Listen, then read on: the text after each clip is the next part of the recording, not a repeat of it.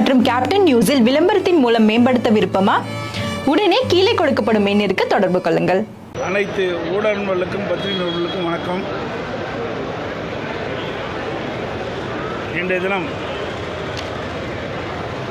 தமிழ்நாடு முதலமைச்சர் திரு ஸ்டாலின் அவர்கள் என்னை பற்றி பல விமர்சனங்களும் நன்மை காலமாக தெரிவித்து வருகிறார். இந்த 2-3 நாட்களாக ஊடகத்தின் வாயிலாக, பத்திரிகையின் வாயிலாக திரு ஸ்டாலின் அவர்கள் என்னை பற்றி விமர்சனம் செய்வதை பற்றி செய்திகள் வந்துள்ளன. அதில் எதிர்க்கட்சி தலைவர் எடப்பாடி பழனிசாமி என்னை பற்றி விமர்சனம் செய்கிறார் என்று அவருடைய கட்சி நிர்வாகிகளுக்கு எழுதிய மடலில் தெரிவித்திருக்கின்றார். பத்திரிகையிலும் அந்த செய்தி வந்திருக்கின்றது. ஏதோ நான் அவரை கொச்சைப்படுத்தி பேசியதாகவும், எதிர்க்கட்சி தலைவர் என்ற அந்த நிலையில் இருந்து தவறுதலாக பேசுவதாக பத்திரிகையிலே விமர்சனம் செய்திருக்கின்றார். திரு ஸ்டாலின் அவர்கள் எதிர்க்கட்சி தலைவராக இருக்கின்ற பொழுது, நான் முதலமைச்சராக இருந்து பணியாற்றிய அந்த காலகட்டத்தில் திரு ஸ்டாலின் இப்படியெல்லாம் பேசினார் என்பது ஊடகத்தின் வாயிலாக, பத்திரிகையின் வாயிலாக வெளிவந்திருக்கின்றது. குறிப்பாக என்னை தனிப்பட்ட முறையிலே விமர்சனம் செய்தார். எடப்பாடி பழனிசாமி தமிழகத்தினுடைய முதலமைச்சராக வருவதற்கு ஊர்ந்து சென்றார், பறந்து சென்றார் என்றெல்லாம் விமர்சனம் செய்தார். அண்மையிலே விருதுநகர் மாவட்டத்தில் நடந்த அரசு நிகழ்ச்சியில் பேசுகின்ற பொழுது கரப்பான் பூச்சி போல் குறிப்பிட்டிருக்கின்றார். இப்படி ஒரு முதலமைச்சர் தன்னுடைய பதவியை மறந்து, நிலையை மறந்து ஒரு எதிர்க்கட்சி தலைவரை இப்படி விமர்சனம் செய்கின்றார். ஆனால் என்னை பொறுத்த வரைக்கும், அனைத்து இந்திய அண்ணா திராவிட முன்னேற்ற கழக நிர்வாகிகளை பொறுத்த வரைக்கும், எந்த ஒரு எதிர்க்கட்சியினரும் தவறுதலாக நாங்கள் விமர்சனம் செய்வது கிடையாது. ஆனால் எங்களை பற்றி எதிர்க்கட்சியினர், ஆளுங்கட்சியைச் சேர்ந்தவர்கள் எங்களை தவறுதலாக விமர்சனம் செய்தால் அதற்கு தக்க பதிலை அவ்வப்போது கொடுப்போம். விருதுநகர் மாவட்டத்திலே பேசுகின்ற பொழுதும் சரி, பல்வேறு நிகழ்ச்சியில் கலந்து கொண்டு திரு ஸ்டாலின் அவர்கள் பேசும்போதும் சரி, எடப்பாடி பழனிசாமியுடைய ஆட்சியிலே எந்த திட்டமும் நிறைவேற்றப்படவில்லை என்ற ஒரு தவறான கருத்தை தெரிவித்துக் கொண்டிருக்கின்றார். தொடர்ந்து தெரிவித்துக் கொண்டிருக்கின்றார் ஊடகத்தின், பத்திரிகையின் வாயிலாக. இந்த கோயம்புத்தூர் மாவட்டத்தில் மட்டும் அனைத்து இந்திய அண்ணா திராவிட முன்னேற்ற கழக ஆட்சியில் கொண்டு வரப்பட்டு நிறைவேற்றப்பட்ட திட்டங்கள் சிலவற்றை இந்த நேரத்திலே குறிப்பிடுவது பொருத்தமாக இருக்கும் என்று நான் கருதுகின்றேன். அரசு மருத்துவக் கல்லூரி மருத்துவமனையில் 100ஆண்டு விழா கட்டிடம் 290 கோடி ரூபாயில் அதிமுக ஆட்சி தான் கொண்டு வந்திருக்கிறோம். 253 கோடி மதிப்பீட்டில் ராமநாதபுரத்தில் உயர்மட்ட மேம்பாலம் அமைக்கப்பட்டது. 230 கோடி ரூபாய் மதிப்பீட்டில் நொய்யல் ஆறு புனரமைக்கப்பட்டது. 194 கோடி மதிப்பீட்டில் காந்திபுரம் 2 அடுக்கு மேம்பாலம் அமைக்கப்பட்டது. சுமார் 415 கோடி மதிப்பீட்டில் ஈச்சனாரி முதல் பொள்ளாச்சி வரை 4 வழிச்சாலை அமைப்பதற்கு அதிமுக அரசு நடவடிக்கை எடுக்கும். தொண்டாமுத்தூர், பொள்ளாச்சி, மேட்டுப்பாளையம், புளியங்குளம், பல்லடம், அவனாசி இந்த 6 இடங்களில் 6 புதிய அரசு கலை மற்றும் அறிவியல் கல்லூரி கொண்டு வந்து அங்கு இருக்கின்ற ஏழை எளிய மாணவர்கள் குறைந்த கட்டணத்தில் பட்டப்படிப்பு படிக்கக்கூடிய சூழ்நிலையை உருவாக்கி தந்ததும் அதிமுக அரசு. பாலக்காடு, மேட்டுப்பாளையம், அவனாசி மற்றும் திருச்சி ரோடு சாலை 4 வழிச்சாலைகளாக மேம்பாடு செய்யப்பட்டது. ரூபாய் 66 கோடி கவுண்டம்பாளையம், ரூபாய் 41 கோடியில் காரமடை, ரூபாய் 25 கோடியில் போத்தனூர், ரூபாய் 18 கோடி ரூபாயில் ஈச்சனாரி ஆகிய பதில் மேம்பாலம் அமைக்கப்பட்டது.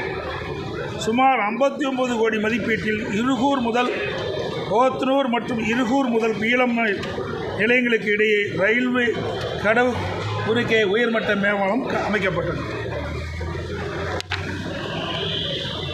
ரூபாய் 3650 கோடி மதிப்பீட்டில் பொள்ளாச்சி திண்டுக்கல் வரை தேசிய நெடுஞ்சாலை திட்டம் அதிமுக அரசால் கொண்டு வரப்பட்டு தற்போது நிறைவேற்றப்படுகின்ற சூழல் இருக்கின்றது. ரூபாய் 131 கோடி மதிப்பீட்டில் தொண்டாமுத்தூர் ஒன்றிய பகுதியில் பவானி ஆற்றிலிருந்து கூட்டுக்குடி திட்டம் கொடுக்கப்பட்டது. ரூபாய் 550 கோடியில் குறிச்சி துணியமுத்தூரில் பாதாள சாக்கடை திட்டம் கொண்டு வரப்பட்டது. ரூபாய் 195 கோடியில் குறிச்சி துணியமுத்தூரில் குடிநீர் திட்ட பணிகள் நிறைவேற்றப்பட்டிருந்தது.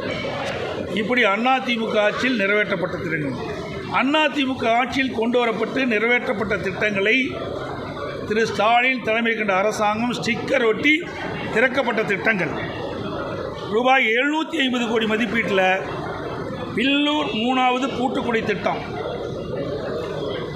திரு உதயநிதி அமைச்சர் அவர்கள் 11/2/2024 திறக்கப்பட்டிருக்கிறார். இந்த திட்டம் அதிமுக ஆட்சியில் கொண்டு வரப்பட்ட திட்டம். ரூபாய் 479 கோடி மதிப்பீட்டில் ஆத்துப்பாலம் உக்குடமுறை மேம்பால பணி அதிமுக ஆட்சியில் கொண்டு வரப்பட்டு திமுக ஆட்சியில் திறக்கப்பட்டது. ரூபாய் 114 கோடியில் ஐடி பார்க் நம்ம அதிமுக ஆட்சியில் அடிக்கல் நாட்டப்பட்டு நவம்பர் 5ஆம் தேதி முதலமைச்சர் ஸ்டாலினால் ஸ்டிக்கர் ஒட்டி திறக்கப்பட்டது. ரூபாய் 1652 கோடி மதிப்பீட்டில் அத்திக்கட அவனாசி திட்டம்.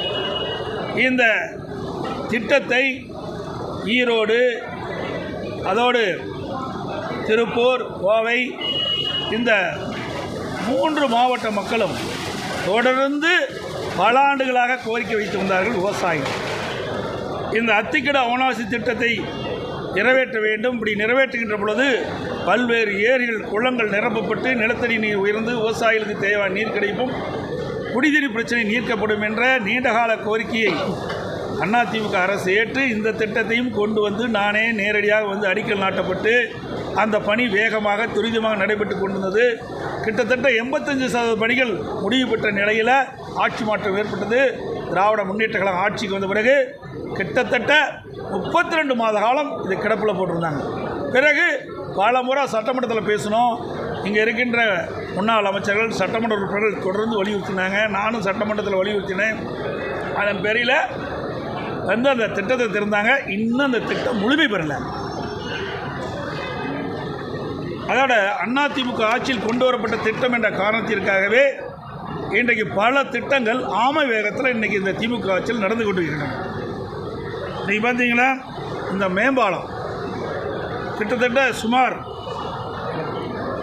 1650 கோடி ரூபாய் திட்டத்தில் உயர்மட்ட மேம்பாலம், தமிழ்நாட்டிலேயே அதிக தூரமுள்ள மேம்பாலம், சுமார் 10.1 கிலோமீட்டர் தூரமுள்ள உயர்மட்ட மேம்பாலம் கட்டுவதற்கு அடிக்கல் நாட்டப்பட்டு பணிகள் துவங்கப்பட்டு வேகமாக துரிதமாக நடைபெற்று வந்தது. கிட்டத்தட்ட 80% பணிகள் நிறைவு பெற்றிருந்ததெல்லாம் அதிமுக ஆட்சியில்.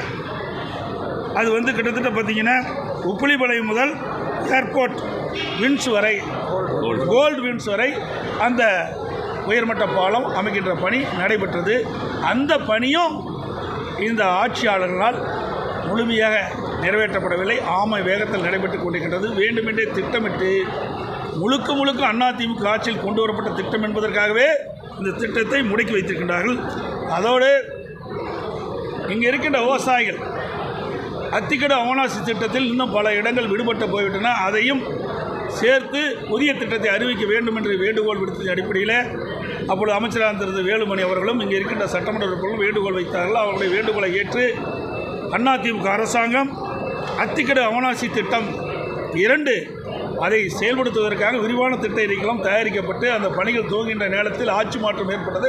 அதையும் கிடப்பில் போட்டாங்க. கோவை மெட்ரோ ரயில் திட்டம் அதிமுக ஆட்சி இருக்கின்ற பொழுது கொண்டு வரப்பட்ட திட்டம். இந்த கோவை மாநகர் மக்கள் கோவை மாநகரம் வளர்கின்ற மாநகரம், போக்குவரத்து நெரிசல் அதிகமாக இருக்கின்ற காரணத்தினாலே இந்த போக்குவரத்து நெரிசல் இல்லாத ஒரு சூழ்நிலை உருவாக்க வேண்டும்.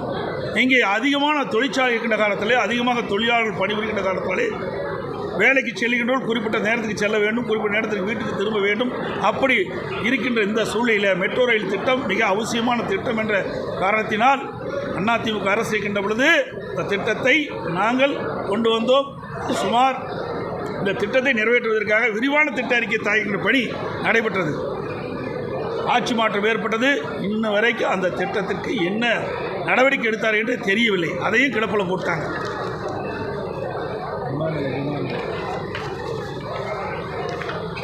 அதோட விமான நிலையம் விரிவாக்கம் அதிமுக ஆட்சி இருக்கின்ற பொழுது 99% நில எடுப்பு பணி முடிவு பெற்றது. நில எடுப்பு பணி முடிந்த பிறகு ஆட்சி மாற்றம் ஏற்பட்டது. திமுக ஆட்சிக்கு வந்த பிறகு இன்றைக்கு இந்த நில எடுப்பு புதிய கட்டுப்பாடுகள் விதித்து மத்திய அரசுக்கு இந்த நிலத்தை கொடுப்பதற்கு புதிய கட்டுப்பாடுகள் விதித்தாங்க. அதனால் காலதாமதாகி அண்மையில் தான் நிலம் ஒப்படைக்கப்பட்டதாக செய்தி வந்திருக்குது. இதுவும் திராவிட முன்னேற்ற கழக ஆட்சியில் இந்த திட்டத்தை கிடப்பில் போட்டிருக்காங்க. ஸ்மார்ட் சிட்டி திட்டம் இது அதிமுக ஆட்சியில் கொண்டு வரப்பட்ட திட்டம். அதுவும் காலதாமதம் செய்து தான் அந்த பணியை செயல்படுத்தி கொண்டிருக்கிறாங்க. அதோட இன்றைக்கு வெள்ளலூரில் சுமார் 62 ஏக்கர் அளவில் 168 கோடி மதிப்பீட்டில் அந்த பணி நாங்கள் துவக்கணும். இங்கே இருக்கின்ற பேருந்து நிலையம் சிறப்பாக இருக்க வேண்டும் என்பதற்காக போக்குவரத்து நெரிசல் இல்லாமல் மக்கள் பயணம் செய்ய வேண்டும் என்ற அடிப்படையில் கிட்டத்தட்ட 50% பணிகள் நிறைவேற்று விட்டன. இதையும் இந்த விடியா திமுக அரசு கிடப்பில் போட்டுட்டுது. அதோட மேற்கு புறவழிச்சாலை அதிமுக ஆட்சியில் கொண்டு வரப்பட்டால் இப்பொழுதுதான் டெண்டர் விட்டு அந்த பணியை துவக்கியிருக்கிறாங்க. இப்படி அனைத்து இந்திய அண்ணா திராவிட முன்னேற்ற கழக ஆட்சியில் கொண்டு வரப்பட்ட திட்டங்கள் எல்லாம் இந்த திட்டங்கள். ஆனால் ஒன்றுமே செய்யலை என்று இன்றைய முதலமைச்சர் தெரிவிச்சிட்டார். எப்படியாவது இந்த ஆட்சியாளர்கள் மக்களை குழப்பி அதில் ஏதாவது அரசியல் ஆதாயம் தேட வேண்டும் என்று முயற்சிக்கிறாங்க. ஒருபோதும் நடக்காது. அதிமுக ஆட்சியில் தான் இந்த கோயம்புத்தூர் மாவட்டத்தில் கோயம்புத்தூர் மாநகரில் இவ்வளோ பணிகளை இங்கே மட்டும் செஞ்சுருக்கிறோம். திமுக ஆட்சிக்கு வந்த பிறகு திரு ஸ்டாலினுடைய அரசு இந்த கோவை மாநகர மக்களுக்கும் கோவை மாவட்ட மக்களுக்கும் என்ன திட்டத்தை கொண்டு வந்தார்? திட்டத்தை அறிவிச்சு தான் இருக்கார். இது வரைக்கும் அந்த எந்த திட்டமுமே இன்னும் நடைமுறைப்படுத்தலை, பணியே துவக்கலை. அப்புறம் ஆய்வு மேற்கொள்ளுன்னு சொல்கிறார். எல்லா இடத்துக்கும் ஆய்வுக்கு போகிறேங்கிறார். பல மாவட்டத்துக்கு ஆய்வுக்கு போகிறேங்கிறார். நாளை கூட பெரம்பலூர் அரியலூர் போவதாக பத்திரிகை செய்தி. இந்த ஆட்சியில் திரு ஸ்டாலின் தலைமையில் இருக்கிற அரசாங்கத்தில் எந்த திட்டமும் அறிவிக்கலை, எந்த பணியுமே நடக்கலை. எப்படி போய் ஆய்வு பணி மேற்கொள்ள முடியும்? அதிமுக ஆட்சியில் இவ்வளவு திட்டங்களை அறிவித்து பணிகள் நிறைவேற்றப்பட்டு நாங்களும் திறந்தோம். ஆட்சி மாற்றத்துக்கு பிறகு திராவிட முன்னேற்ற கழகம் ஆட்சிக்கு வந்த பிறகு முதலமைச்சர் திரு ஸ்டாலின் நாங்கள் கொண்டு வந்த திட்டத்தை இன்றைக்கு முடிக்கப்பட்டு திறந்து வச்சிட்ருக்காரு. இதுதான் நிலைமை. அதோட இன்னொன்று சொல்கிறாரு, அரசு ஊழியர்கள் பற்றி சொல்கிறார். இன்றைக்கு பத்திரிகையில் வந்திருக்குது, நேற்று தினம் வந்திருக்குது. 7 பக்கம் கொண்ட யாருடைய கையெழுத்தும் இல்லாத மொட்டையாக சில செய்திகள்லாம் அரசு ஊழியர் பற்றி வெளியிட்டிருக்கிறாங்க திமுக. அப்படின்னா ஊடகத்திலையும் பத்திரிகையிலையும் எனக்கு கிடைத்த தகவல். அதில் 2 நாட்களுக்கு முன்பு நான் திருச்சி சென்றிருந்தேன். உங்களை போல் இருக்கின்ற நிருபர்கள் கேள்வி கேட்டாங்க. அரசு ஊழியர்கள் சில கருத்துக்களை தெரிவிச்சிருக்கிறாங்க, அந்த கருத்துக்கு நீங்கள் என்ன பதில் சொல்கிறீங்கன்னு கேட்குறாங்க. அதுக்கு நான் சொன்ன பதில் தான், அந்த அரசு ஊழியர்கள் என்ன சொன்னார் என்று சொன்னதை சொல்லி நான் அந்த கருத்தை தெரிவித்தேன். சில அரசு ஊழியர் சங்கங்கள் தெரிவித்த கருத்து, தற்போதைய முதலமைச்சர் திரு ஸ்டாலினுக்கு எதிர்க்கட்சி தலைவராக இருந்தால்தான் அரசு ஊழியர் மீது கரிசனம் வரும் என்றால் 2026 தமிழ்நாடு சட்டமன்ற பொதுத் தேர்தலில் அவருக்கு எதிர்க்கட்சி தலைவர் பதவியை அளிக்க நாங்கள் தயார் என்று அரசு ஊழியர் சங்க நிர்வாகிகள் வெளிப்படையாக தெரிவித்த கருத்து ஊடகத்திலையும் பத்திரிகையில் வருது. அந்த கருத்து தான் நான் சொன்னேன். அதுவுமே அரசு ஊழியர்கள் இந்த கருத்து தெரிவிப்பதற்கு காரணமே 2021 சட்டமன்ற பொதுத் தேர்தலின் போது திராவிட முன்னேற்ற கழகத்தின் சார்பாக திராவிட முன்னேற்ற கழக தலைவர் அன்றைய தினம் எதிர்க்கட்சி தலைவராக இருந்த திரு ஸ்டாலின் அவர்கள் தேர்தல் அறிக்கையாக வெளியிட்டார். அந்த திராவிட முன்னேற்ற கழக தேர்தல் அறிக்கையில் வாக்குறுதி எண் 309 புதிய ஓய்வு திட்டம் கைவிடப்பட்டு பழைய ஓய்வு திட்டம் மீண்டும் நடைமுறைப்படுத்தப்படும் அரசு ஊழியர்களுக்கு. அறிவிப்பு எண் 311 20,000 இடைநிலை ஆசிரியர்களின் கோரிக்கை ஏற்று சம வேலை சம ஊதியம் வழங்க நடவடிக்கை எடுக்கப்படும். ஆசிரியர் பணிகாலத்தில் மேற்படிப்பு முடிந்த ஆசிரியர்களுக்கு ஊக்கத்தொகை வழங்கப்படும். திமுக தேர்தல் அறிக்கையில் அறிவிப்பு 312 ஊதிய உயர்வு பணி உயர்வு முரண்பாடுகள் குறித்த கோரிக்கையில் ஆய்வு செய்ய குழு அமைக்கப்பட்டு விரைவில் நிவாரணம் கிடைத்திட ஆவணம் செய்யப்படும். இந்த கோரிக்கையை வலியுறுத்தி தான் அரசு ஊழியர்கள் போராட்டம் நடத்துகிறாங்க. அரசு கோரிக்கை வச்சுட்டு இருக்கிறாங்க. 42 மாதம் கடந்து போச்சு, இன்னும் நிறைவேற்றப்படவில்லை என்ற காரணத்திற்காகத்தான் அவர்கள் அந்த கருத்து சொன்னாங்க. நிருபர்கள் இந்த கருத்தின் அடிப்படையில் எனக்கு கேள்வி கேட்டீங்க, அதுக்கு நான் பதில் சொன்னேன். அதுக்கு என்னென்னமோ முதலமைச்சர் என்னை பற்றி விமர்சனம் செய்கின்றார். நிறைவேற்ற முடியாத வாக்குறுதிகளெல்லாம் அளித்து 2021 சட்டமன்ற பொதுத் தேர்தல் போது நீங்கள் வெற்றி பெற்றீங்க. வெற்றி பெற்ற பிறகு தேர்தல் நேரத்தில் திராவிட முன்னேற்ற கழகத்தின் சார்பாக கொடுக்கப்பட்ட தேர்தல் வாக்குறுதியை நிறைவேற்றுவது தான் உண்மையான கட்சிக்கு அழகு. ஆனால் எப்படியாவது வெற்றி பெற வேணும் அப்படின்னு ஒரே நோக்கத்தோடு நிறைவேற்ற முடியாத அறிவிப்புகளை அறிவித்துவிட்டு இன்றைக்கு விழிபிதுங்கி நிற்கின்ற அரசாங்கம் திமுக அரசாங்கம். ஆகவே அரசு ஊழியர் கேட்கின்ற கேள்வி, தேர்தல் நேரத்தில் அரசு ஊழியர்களுக்கு கொடுக்கப்பட்ட வாக்குறுதியை நிறைவேற்றுங்கள் என்று. அதைத்தான் அவர்கள் கேட்டாங்க. அதற்கு அவர்கள் சொன்ன கருத்தை தான் நான் பிரதிபலித்தேன். அதோட இன்றைக்கு இந்த பகுதியில் பார்த்தீங்கன்னா தங்க நகை பூங்கா கொண்டு வரும்னு சொல்லியிருக்கிறாங்க முதலமைச்சர்.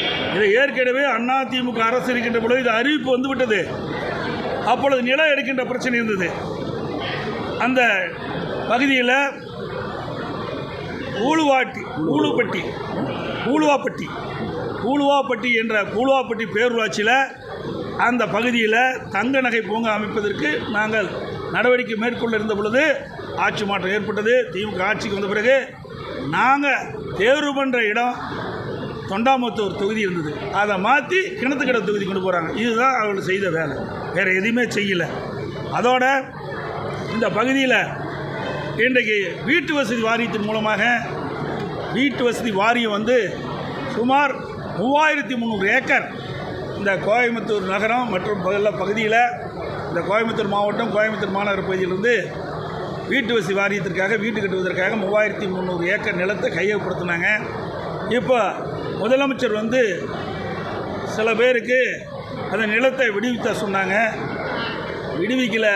அவர்களெல்லாம் அந்த நிலத்தை வந்து தன்னுடைய சொந்த நிலத்தை வீட்டு வசதி வாரியம் எடுத்துக்கொண்டு விட்டது என்று நீதிமன்றத்துக்கு சென்று நீதிமன்றத்துடைய ஆணை பெற்று வந்தவர்களுக்கு தான் திமுக அரசாங்கம் அந்த நிலத்தை கொடுத்துருக்குது. மற்றவர்களெலாம் கொடுக்கல. அதில் சுமார் 410 ஏக்கர் தான் இன்றைக்கு நீதிமன்ற தீர்ப்பின்படி அந்த நில உரிமையாளருக்கு ஒப்படைக்கப்பட்டிருக்குது. எஞ்சியவர்களெலாம் ஒப்படைக்கப்படவில்லை.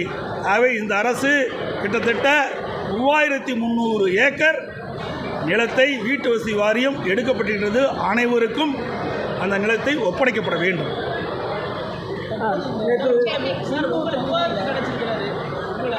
அதிமுக அரசு கொண்டு திட்டங்களையும் சரி, திமுக அரசு திட்டங்கள் எல்லாம் என்னென்ன கொண்டு சொல்லி விவாதத்துக்கு எடப்பாடி பழனிசாமி தயாரா அப்படின்னு சொல்லி அழைப்பு விடுறாரு. யார் நான் அழைப்பு விட்டது? யாருக்கு அழைப்பு விட்டேன்? யாருக்கு அழைப்பு விட்டோம்?